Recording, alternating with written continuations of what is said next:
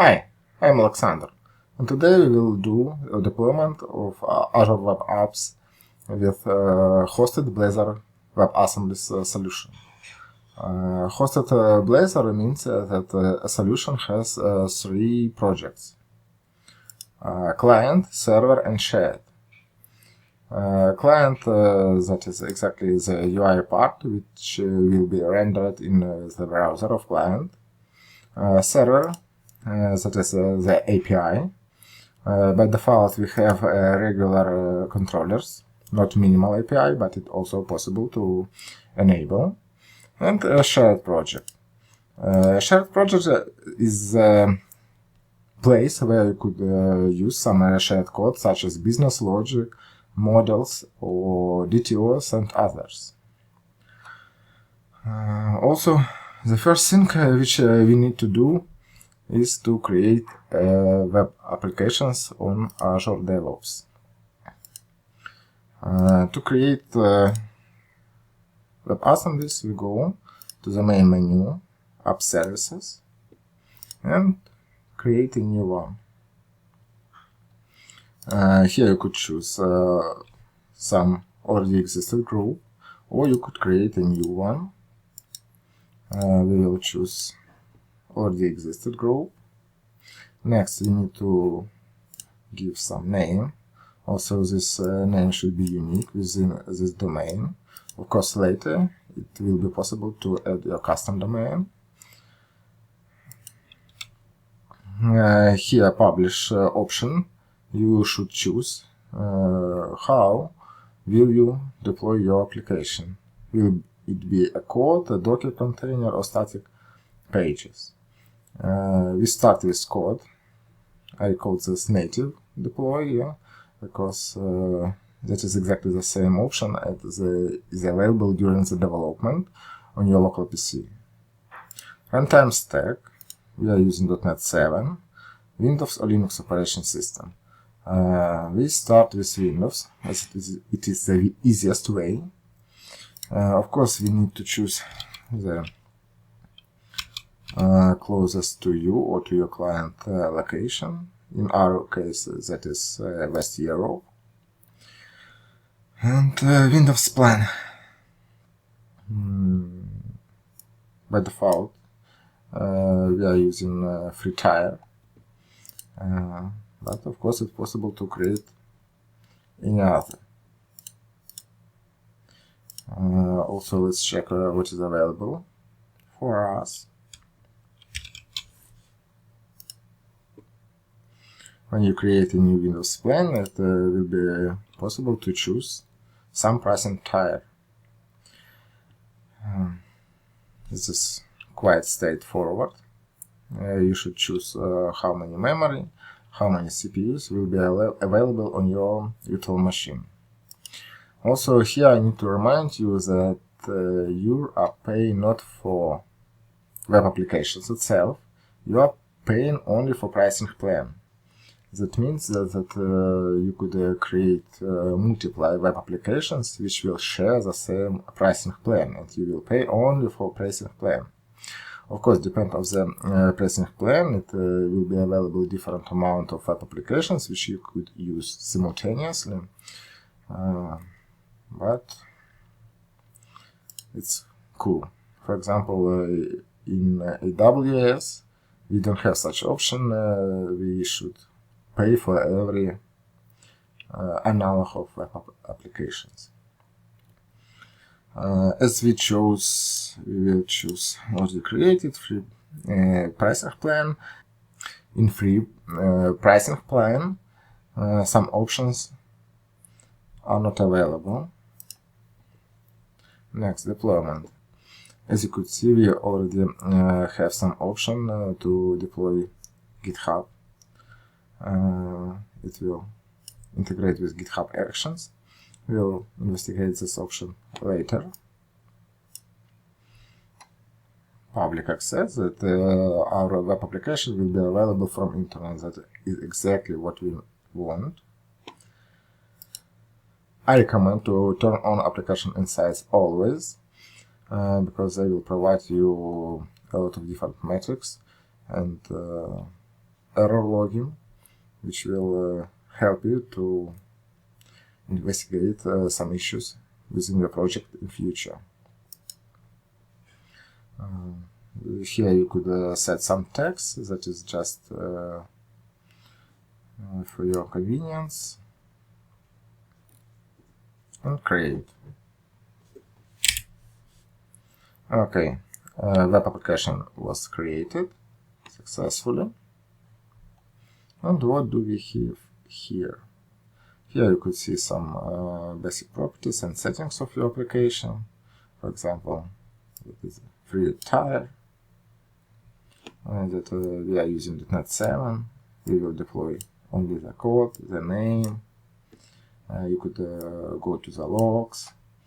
Also, you have API address. You need this to allow access to the database later. And here we have a link to open our web application. Let's go to configuration section. General settings. Also here you could change some of the settings. You could change .NET version. Also it has a support of different languages. And for Windows web applications, that is important, that in free pricing tier you could use only 32 bits applications. With more expensive pricing plans, of course, here you could choose 64. WebSockets, if you need, you can turn on HTTPS, choose minimum TLS version, and remote debug. That's cool thing. You could turn on, choose which Visual Studio will you use for debug. We will also investigate this a bit later. As we created web applications in Azure portal, we can go to Azure DevOps. Here we need to go and change our build a bit. Also, as I mentioned, we continue with native build YAML for Windows and single file off. Let's have a look how it looks. What was changed? Virtual machine Windows latest, build platform Windows x86, 32 bits as we remember. And here I turned off publish single file because previously we turned on it in the project file. Here is a server, project file, and here publish single file was turned on. You could delete from the project, and here you can change it to true when needed also. All other settings left exactly the same. Let's run it. Okay, while it is in progress, we go to project settings and service connections. We need to connect somehow Azure DevOps and Azure Portal. And exactly for this purpose, we have service connections. Also to provide the possibility of Azure DevOps to copy files to the web applications folder. Create new service connection. Azure Resource Manager choose. Here we choose service principal. Here we choose a subscription scope level, choose a subscription, choose a resource group. That is one of the resource groups available for this subscription in Azure portal. And create, save.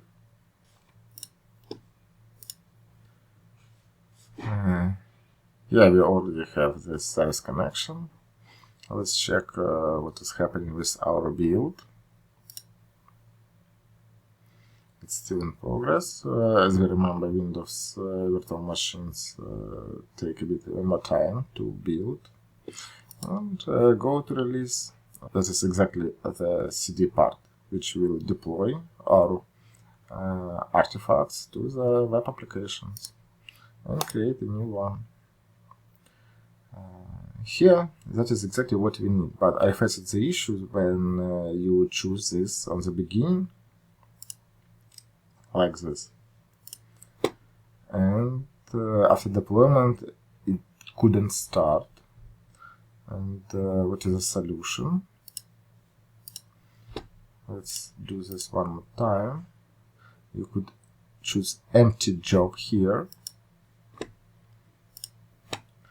and let's choose the same Azure App Service deploy here, and everything will work fine. Also, and I want to mention that there are a couple of tasks which you could use for web application deployment. Search Azure, and here you could see Azure App Service deploy task, which is the first one, and Azure Web App task. Both of them, here you could see a name of the task, you see, and both of them could be used to deploy, but that is a small difference between them. Choose subscription, app service type. Let's check. In Azure App Service deploy task, we have a lot of different options for app service types. But in Azure Web App, we have only two options, Windows or Linux. But in this task, we could choose deployment method, zip deploy or run from package. In most cases, it will be used zip deploy automatically, and in Azure App Service deploy task. Okay, let's save and create a release.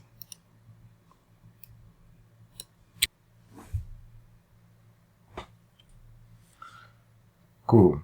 Deployment was finished successfully. Let's go to our web application and check if it works fine. Here you saw the delay. That is because fetch data page is executing the API HTTP request. And as you remember, it deploy a zip archive. And when the first execution to the API was initialized, it need to extract the code from the archive and upload it to the memory of web application, and that is the cause of the first delay. Later, fetch data is working fine, quite fast, without any gaps. That's all. Have a nice day.